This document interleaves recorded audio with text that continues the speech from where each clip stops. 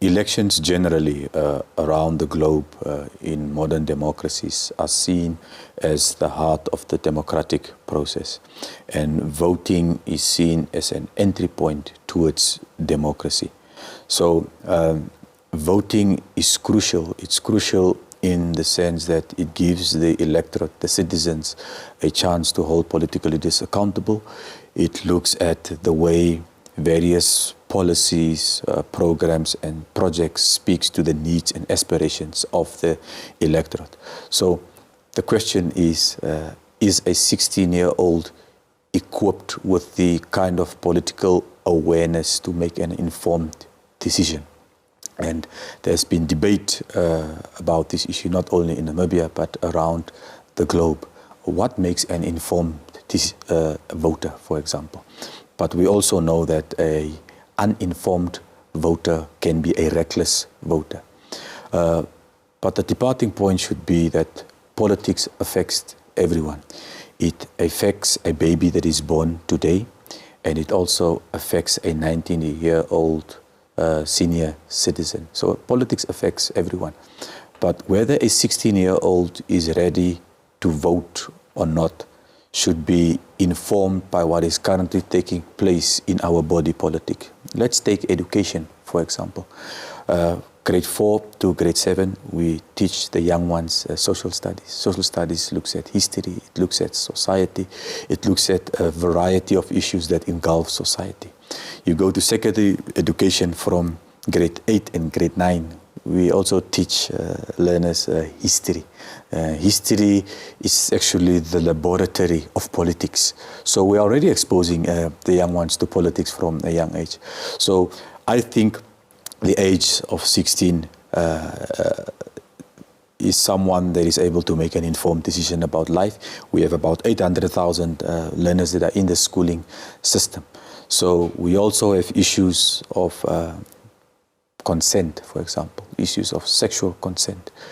We are told that if you are 16 years of age in Namibia, you can engage in sexual activities, which also means you are able to deal with the repercussions of having sexual activities, which can be pregnancy, which means you can be a responsible adult. It is assumed, at least.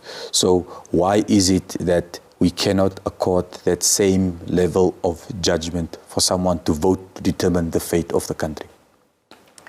Well, Brian, to bring you into the conversation, Kalola mentioned that major human rights treaties like the ICCPR guarantee voting rights without specifying age limits. Now, from your legal research, is there an international or regional trend, perhaps, that is supporting the lowering of the voting age? And could this argument hold weight in Namibia's courts? Yes, it could hold weight. Yes, at the international level, as Kalola alluded to, Article 25 of the ICCPR, basically it advocates for young people to participate in this democratic process called election. So, and it doesn't put barriers, no restriction. It says as long as you are of age, maturity, you can participate in this process. And Namibia can also learn from them, and they also can ratify. It's ratified by Article 144 of the Namibian Constitution, where it says that those international instruments can also apply in Namibia. So if Germany, Malta, as Kalola alluded to in his speech, if they can do that, and they are following this particular instrument, we can also do the same practice and allow the young ones to participate in this election process. So it's all about, it boils down to maturity and how well the 16-year-olds are assessed. So I believe when Kalola was raising this issue, he also took time to look at a mechanism in place that could assess whether these young ones or the 16-year-olds are ready to vote. I'm sure there are a lot of mechanisms out there. Rui, back to you. Kalola argues that lowering the voting age could introduce more political conversations into households, creating a trickle effect or trickle-up effect. How likely is this outcome within Namibia's current family setup and current structures? Well, look, the gentleman that proposed the motion in the National Assembly could have done so for a variety of reasons. One, at least to my mind, is that the affirmative repositioning movement is a political party that aspires or speaks to the interest of young people. So their belief could be that you have a huge untapped demographic in the country, that if we were able to lower the voting age to 16, there will be more people that would most likely support us. That's one. Two is that Namibia, if you look at the general youth demographic, according to the latest statistics by the Namibia Statistics Agency, young people to the age of 0 to 34 comprise of 68% of the population. And if you want to go a step further, from the age of 0 to 15, they are 27%. So that's a huge market, a political market, at least for political parties to tap into.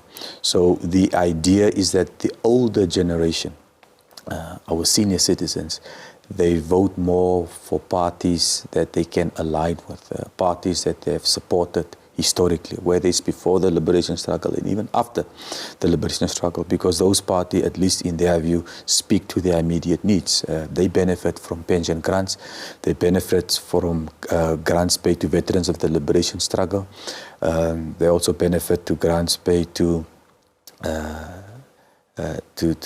orphans and vulnerable children. So it's issue based. Now we also then need to ask the question, what do we mean by political maturity? When people advance the argument that a 16-year-old is not informed about politics, we also have 50-year-olds that are also not informed about politics.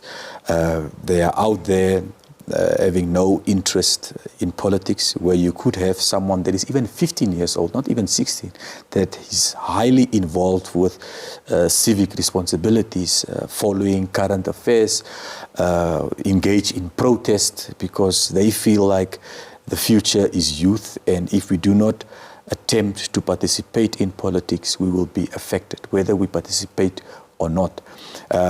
Politics, as I said earlier, affects everyone, and whether it's about climate change, whether it's about free tertiary education or free secondary education, it mostly affects young people, and young people are the majority in this country. And if they do not participate in politics, if they do not have a say in the way political parties craft their manifestos, they will actually be on the menu and not at the dinner table. So the interest or the onus is on them to really see how they can become part and parcel of this political project called Namibia.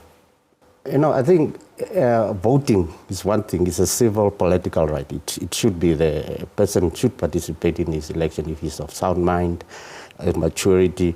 But if you look at other grounds, like alcohol consumption and marriages, I think there it has to do with a certain degree of safety, or how safe is a child when he's entering a marriage life or taking alcohol. It's two distinct areas that should be regulated differently. The regulators, the law writers, those people who are writing laws, the law reform, when they are writing this, if they have to accept this proposal by Honorable Kalola, they will have to play around with the legal language to distinguish between voting, the right of a person to vote, and marriage. The interpretation of the law should not be read in such a way that it is inclusive of everything. I know there are grounds such as Kalola has raised, Honorable Kalola, where a child has a right to open a bank account, like what he said earlier, consent to sex, all these things, but it's two different grounds. But civil's political right is quite distinct from the other right. The other one has to do with protection, safety. It's like asking a mentally person to get married. It's not right. You need to guide, but a mentally sick person to vote also maybe could be regulated, but it could be different. It could be treated different from a 16-year-old and a mentally sick person to participate in these two processes. Now, Honorable Kalola referenced countries such as Austria, Brazil, and Cuba that have allowed voting at the age of 16.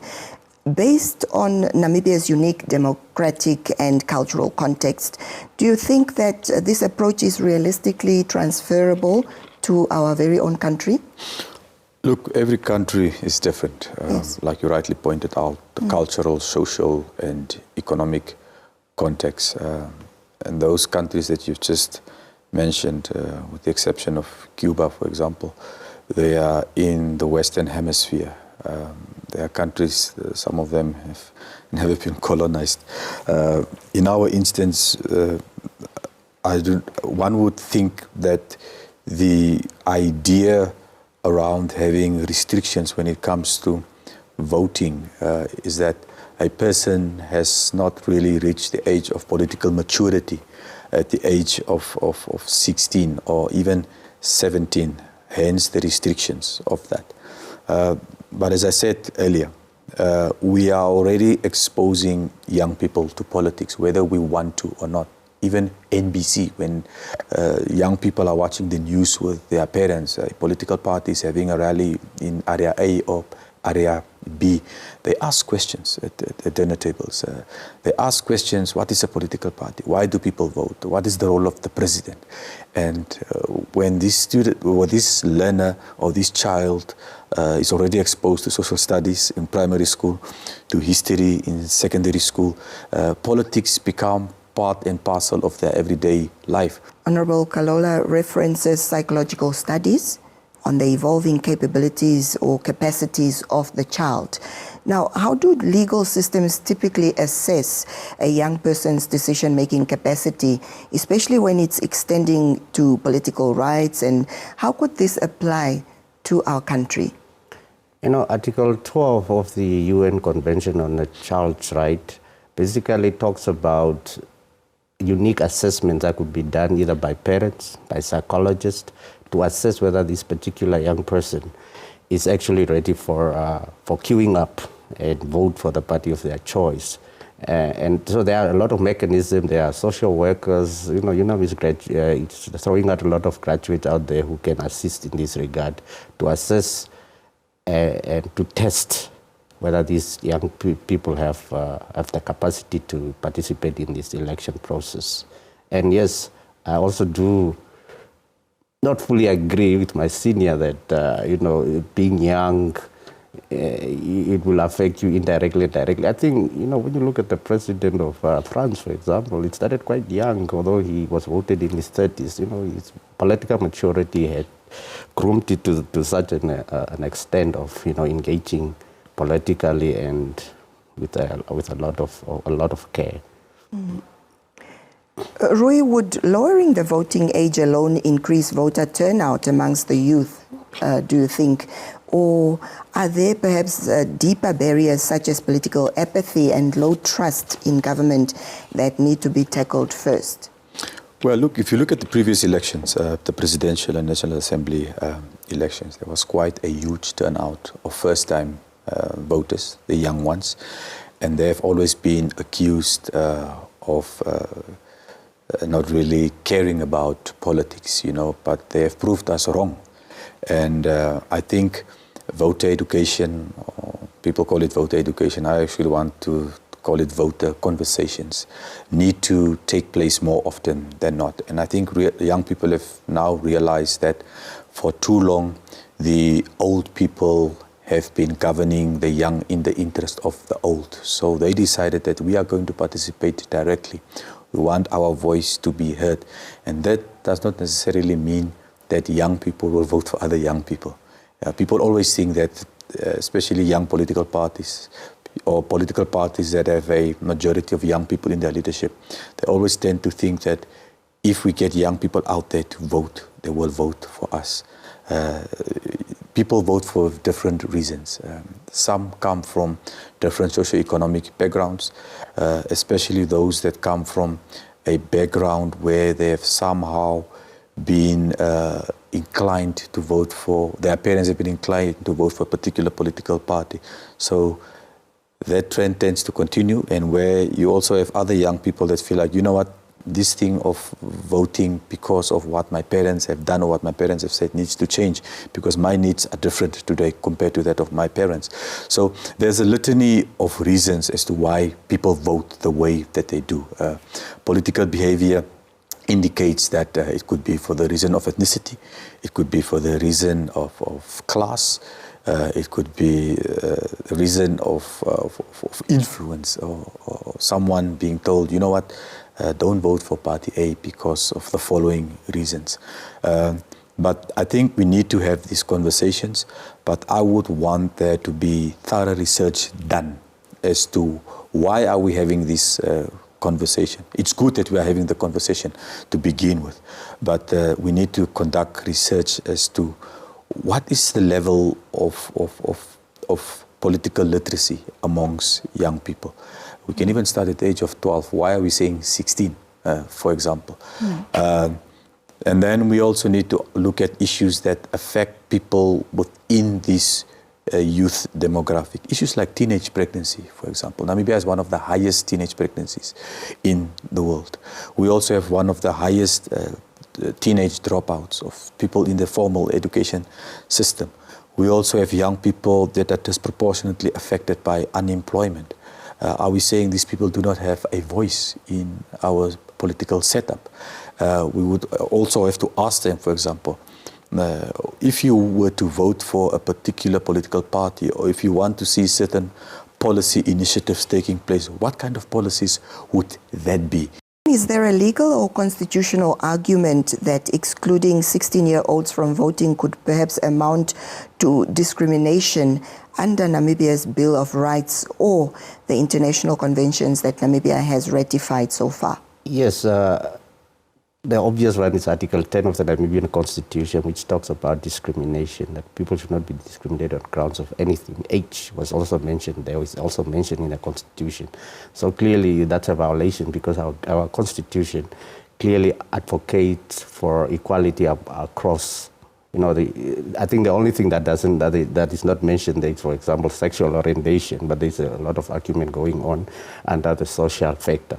But age is one of them which is distinctly mentioned there. So if not allowing a 16-year-old to participate in an election, one could say that there is a discrimination, because political parties already have what they call pioneers, the pioneers of SWAPO, pioneers of LPM. So these are the younger ones who are being groomed to wanting to get into office. And some of them are already 16, but it's really discriminatory. If other countries are allowing 16-year-old to vote, and we are privy to this particular convention internationally, and our 16-year-olds are not allowed to vote, but in other countries, of the laws that we have signed, they are allowed to vote in, and we are not. So it carries out a whole lot of weight on discrimination.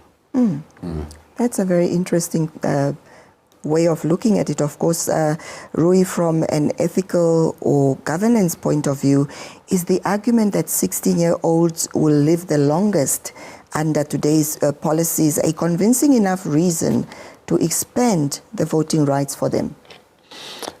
Well, look, as I said earlier, young people are the majority in this country. They are affected mostly by policies of the government of the day. We also know that in rural areas, some young people don't have access to ICT infrastructure. And the COVID-19 pandemic was a clear indication of the digital divide that we have in the country. Of the more than 800,000 learners that we had, but we have only about 10 to 12% had access to the internet. So what is it that a 15-year-old, the average 16-year-old is in grade 10 today. What do they do in their daily lives? These people are exposed to alcohol, they are exposed to sex, they are exposed to violence, they are exposed to the negative effects of climate change, they are exposed to a variety of socioeconomic issues that politics can address or make worse. So the question should also become, once we lower the voting age to 16, what would be the next demand as well? Someone would say, if I'm old enough to determine the outcome of a president in this country, maybe we should also lower the age for someone to own a gun, for example. That can be another issue. Why not? You have the necessary regulations in place, but I would also want to own a gun because Namibia has a high crime rate. I would want to defend myself. What do we do then? Maybe it's a different issue altogether, someone might argue. But someone would say, if that is important for you, this is important for me, so why are you curbing my rights to own a firearm to protect myself? Someone would say, it's better to have a gun and not need it than to need it and not have it.